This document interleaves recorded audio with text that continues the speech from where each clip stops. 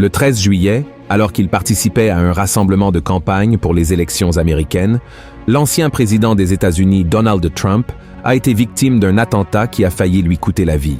Un tireur a visé la tête de Trump, mais miraculeusement, la balle a touché son oreille et il a survécu. Et la question qui se pose est, pourquoi veulent-ils tant tuer cet homme ?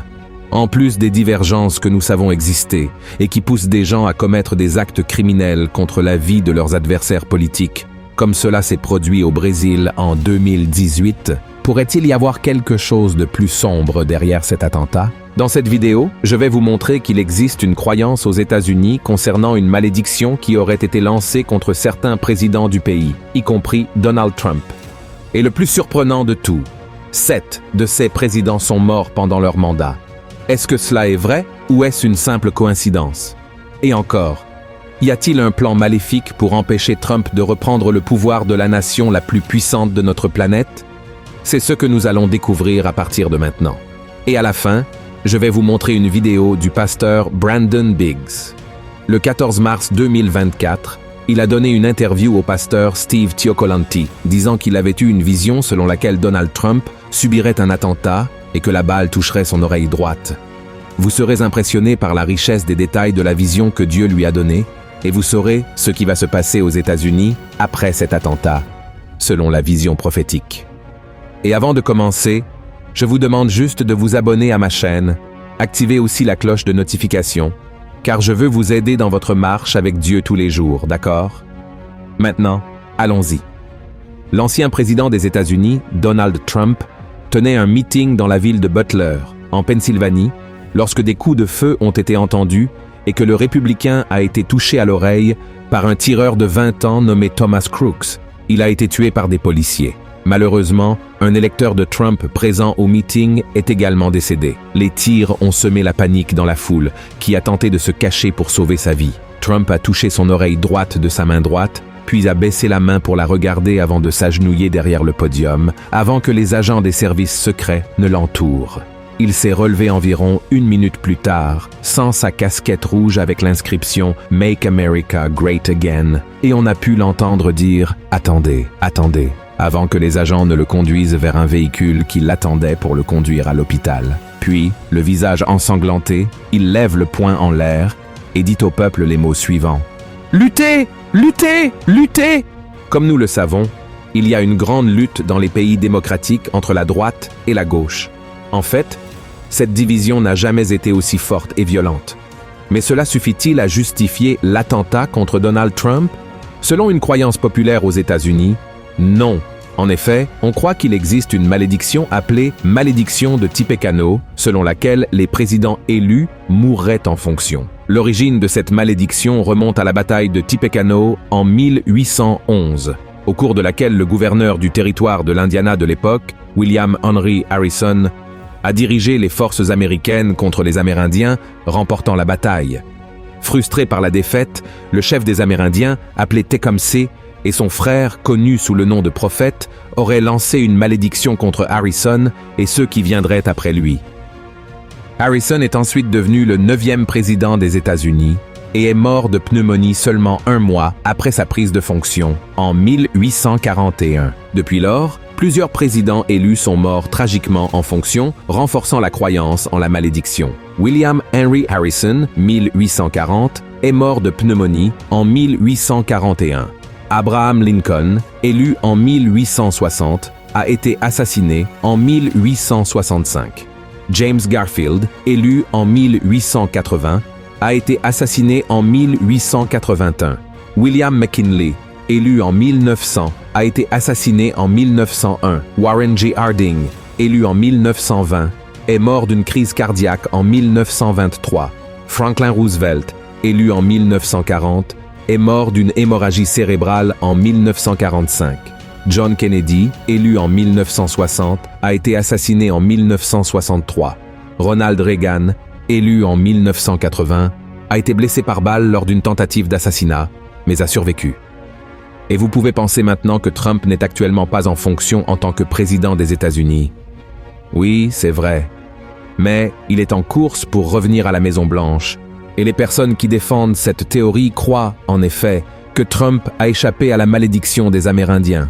Et, frère, honnêtement, je ne crois pas à cette théorie. Je ne pense pas que la parole d'un homme, même s'il était considéré comme un prophète important parmi son peuple et sa religion, puisse changer le destin de tant de personnes, surtout des dirigeants élevés par Dieu pour guider et gouverner un pays comme les États-Unis d'Amérique.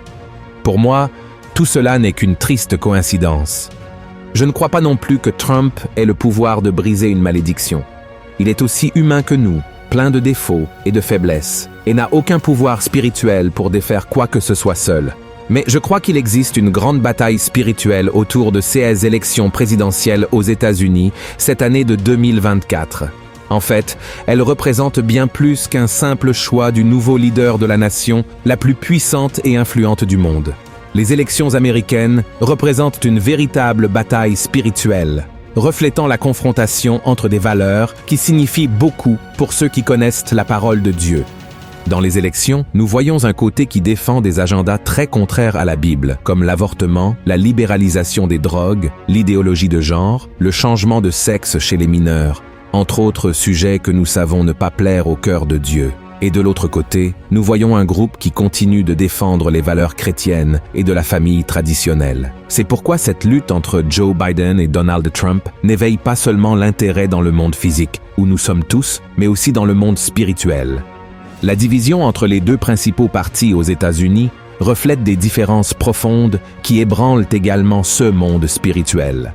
Les républicains, le parti de Trump, soutiennent des politiques que de nombreux chrétiens considèrent comme alignées avec les enseignements bibliques, tels que les questions pro-vie et la défense de la liberté de culte. D'autre part, les démocrates de Barack Obama, Bill Clinton et Joe Biden promeuvent un agenda plus progressiste, qui inclut des politiques libérales sur des sujets comme l'avortement et les droits des minorités sexuelles, que de nombreux chrétiens considèrent comme contraires aux Écritures. L'apôtre Paul nous enseigne dans Éphésiens 6 que notre lutte n'est pas contre des personnes, mais contre les forces spirituelles du mal. En politique, cela se manifeste lorsque des lois et des politiques vont à l'encontre des principes bibliques, tels que la protection de la vie et la promotion d'un mode de vie conforme aux commandements du Seigneur. Par exemple, la question de l'avortement est vue par nous, chrétiens, non seulement comme un problème juridique, mais comme une question spirituelle profonde, une attaque directe contre le don de la vie que Dieu nous a donné. De même, la légalisation des drogues et la défense de l'idéologie de genre sont perçues comme un éloignement de ceux que le Créateur a prévus pour la vie de ses enfants. Et Satan le sait très bien, alors il ne ménage aucun effort pour mettre au pouvoir des nations, surtout les plus importantes et influentes, des dirigeants et des partis politiques qui défendent ces idéologies et créent des lois pour qu'elles soient considérées par la société comme quelque chose de normal et non comme un péché. Et pire, criminalisent et condamnent ceux qui qualifient ces pratiques de pécheresse.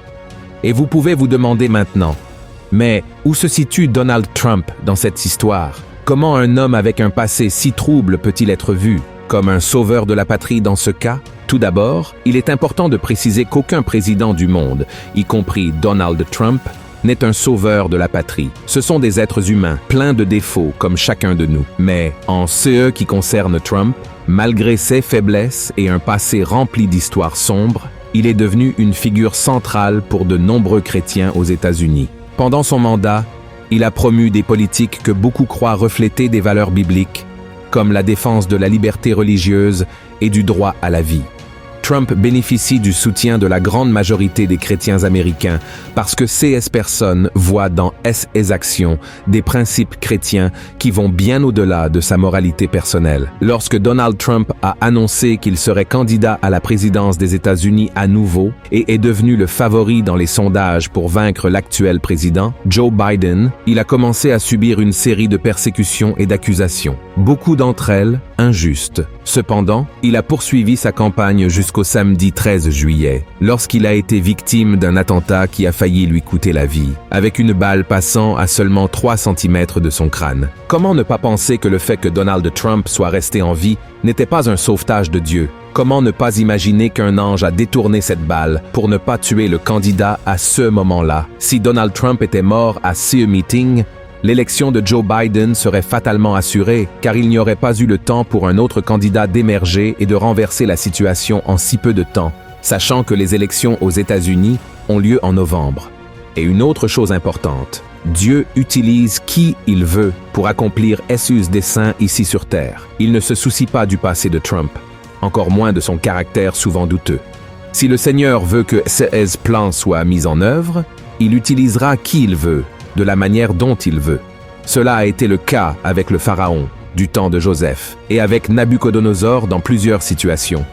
La grande vérité est que lorsque les politiques débattues lors des élections confrontent directement avec la parole de Dieu, les élections deviennent un champ de bataille spirituel.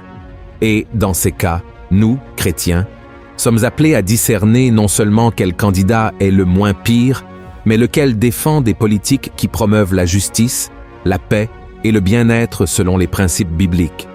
C'est pourquoi il est si nécessaire que nous soyons toujours liés à Dieu par la connaissance de la Bible, cherchant à comprendre comment les valeurs non seulement des candidats, mais aussi des idéologies politiques sont alignées avec la parole du Seigneur. Regardez maintenant l'interview du pasteur Brandon Biggs, enregistrée le 14 mars 2024. Parce que le Seigneur m'a dit, il a dit, je n'en ai pas fini avec l'Amérique.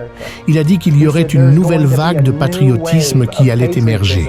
Et c'est là que j'ai vu Trump et j'ai vu une vague rouge sortir du Michigan. Et puis j'ai vu l'Oklahoma et il y avait des braises de gens et ils étaient tous sur CS. Ils avaient des torches partout en Oklahoma et ils levaient CS torches qui ressemblaient à du feu. Et ils apportaient un nouveau patriotisme à la nation. Et cela arrivait, cela naissait, et cela se propageait comme un feu partout en Amérique, partout. Et j'ai vu Trump se lever. Et puis j'ai vu une tentative sur sa vie. Cette balle a volé près de son oreille et est passée si près de sa tête qu'elle a éclaté son tympan. Et j'ai vu, il est tombé à genoux pendant cette période et il a commencé à adorer le Seigneur. Il est né de nouveau de façon radicale, gagnant l'élection grâce aux patriotes. Et il sortait et votait. Et puis il y aura un grand krach économique. J'ai vu qu'ils avaient un grand plan de krach économique, pire que la Grande Dépression. Et le Seigneur m'a averti à ce sujet. Ce serait un grand moment sombre. Mais j'ai vu des pagaies venir sur le sol de l'Amérique comme un choc du sol. Et j'ai vu Donald Trump prier dans le bureau du bureau ovale. Et il pleurait devant le Seigneur, les mains sur la tête comme ça, mais il pleurait. Et le Seigneur a dit, je n'en ai pas fini avec l'Amérique. Et il y avait des ministres et des gens. Je ne sais pas si c'était des sénateurs ou des membres du Congrès ou autres. Je les ai juste vus faire les 100 pas à l'intérieur de la Maison Blanche.